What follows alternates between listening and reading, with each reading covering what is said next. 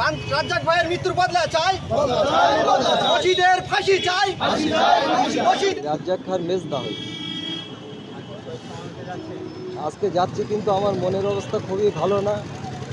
মানে আমার যেন যদি কোনো আমার চেন সিস্টের বুকটা থাকতো, আমি খুলে দেখাতাম মনের মানসিক অবস্থাটা কী। কিন্তু এর মধ্য দিয়ে ও তো বুক চিতিয়ে দলটা করতো আর সবাইকে গুছিয়ে নিয়ে যেত। কিন্তু আজকের সেই শূন্য জায়গাটা, কোটি কোটি মানুষ যদি আমাদের সম্মুখে আসে, সেই শূন্য জায়গাকে পূরণ করতে পারবে না। আমাদের কাছে সবসময় সেই জায়গাটা অসম্পূর্ণ হয়ে রয়ে গেছে। তো আমি চাইবো 10 তারিখে মিটিং করে ও ফিরছিল, তখন সময় 9:40, আমিও ছিলাম 9টার মধ্যে বাড়ি পৌঁছে গেছি। ও দেখি ফিরছে না। এমন সময় বাড়ি পৌঁছে গিয়ে খেতে যাব, হঠাৎ করে সংবাদ এলো যে রাজ্জাক আর নেই। কী হলো? দুষ্কৃতীরা গুলি করে ওকে হত্যা করে দিয়েছে। আমরা কিভাবে ওই ঘটনাস্থলে পৌঁছে যাই আমি নিজেও বলতে পারবো না। গিয়ে যাওয়ার পরে দেখি আমাদের বেহুশ হয়ে আমরা পড়ে যাই। পাশে আমাদের গ্রামবাসীরা যারা পরে যায়, আমাদের মাথায় পানি টানি দিয়ে 40 থেকে 50 মিনিট পরে একটু ঘুরে দাঁড়াবার পর দ্বিতীয়বার ওর কাছে যাওয়ার আর আমাদের মন মানসিকতা আর ছিল না। প্রশাসন তরফ থেকে সব আসলো, এসে দেখে ওকে গাড়ি করে নিয়ে চলে গেল। আমাদের সবাইকে বোঝাচ্ছে কী হবে আর কী হবে। তো আমরা কাউকে দেখিনি, চিনতেও পারিনি। আর এইভাবেও খুন হবে আমরা জানতে পারিনি। তবে খুন যারা করেছে, আমার ভাই বেঁচে থাকলে বলে দিত কারা করেছে।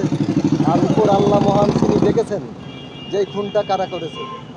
আমরা কারুর নামও দেখিনি, নামও করিনি, আর আমরাও খালি চোখে দেখিনি। তবে পরে যখন মাননীয় মুখ্যমন্ত্রী বিষয়টাকে ভালো করে দেখছেন, অভিষেক বন্দ্যোপাধ্যায়ও দেখছেন বিষয়টা, আর আমাদের ক্যানিং পূর্বের বিধায়ক এমএলএ সাহেব বিষয়টা ভালোভাবেই দেখছে, সঙ্গে বাহারুদ্দাও আমাদের সঙ্গে সাথ দিচ্ছেন। তো এর তাদের চাইছে আমাদের পরিবারের তরফ থেকে, আমাদের এই সমস্ত আমার একসঙ্গে নেতৃত্ব আমার ভাইরা দিত, তারা চাইছে ওরা যেন বাড়ি পুনরায় ফিরে না আসে। এসে তো এরকম মোফাজ্জেল বলে যে ছেলেটা, ও কতটা মার্ডার করেছে, কত মায়ের কোল থেকে সব ছাড়িয়ে নিয়েছে, সন্তানদের বাপ হারা হয়ে পড়ে আছে। ওরা যেন ফিরে না এসে এরকম কাজ করতে পারে, ওদের ফাঁসি চাই। আমরা সবাই ওদের, আমাদের পরিবারের তরফ থেকে দেখতে চাই ওদের ফাঁসি হয়। আমরা ফাঁসি চাই, ফাঁসি চাই। আর মোফাজ্জেলটা টিএমসি করেছে কয়েকদিন, কিন্তু দুষ্কৃতী, ও প্রচুর মানুষকে মার্ডার করেছে। আর বাকি 3 জন, কাঙাল, রফিকুল, হাসাবাবু, এরা আইএসএফটাই করতো। আর বাকি কজন দুষ্কৃতী আমি তো দেখিনি তাদের। আর আজহারউদ্দিন আইএসএফটা করতো, ও জেতা আইএসএফের নেতা পঞ্চায়েত। হ্যাঁ, আমি দাবি করছি আমার পরিবারের তরফ থেকে, মানে আমাদের বৌমা তো বিধবা হয়ে গেল, সন্তান দুটো বাপ হারা হয়ে গেল। আর পৃথিবীতে যতদিন ওরা থাকবে, কেয়ামত পর্যন্ত আব্বা মা পাবে না।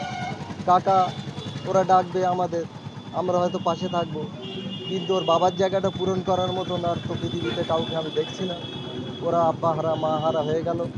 তাই আমার নিজের অন্তর থেকে বলছি, ওরা যেন ফাঁসি হয়, এই দাবি আমি মহামান্য আদালতের কাছে জানাই, যেন এই ফাঁসি হয়। আমার উপর এরকম সবাই চাপ দিচ্ছে, বলছে যে তুমি দায়িত্বটা নাও। যদি পার্টির ওপর নেতৃত্ব যদি আমাকে সেই দায়িত্ব নিতে বলে, তাহলে আমি নিশ্চয়ই এই দায়িত্বটা মাথায় করে নেব। এই 21শে জুলাই আমি এই দায়িত্ব নিয়ে বলতে পারি। এই আমাদের সঙ্গে, আমার ছোটো ভাইয়ের সঙ্গে যারা সব ছিল টিএমসির সৈনিক, এইসব ভাইয়েরা আমার পাশেই আছে সব, এদেরকে নিয়ে আমি যাচ্ছি।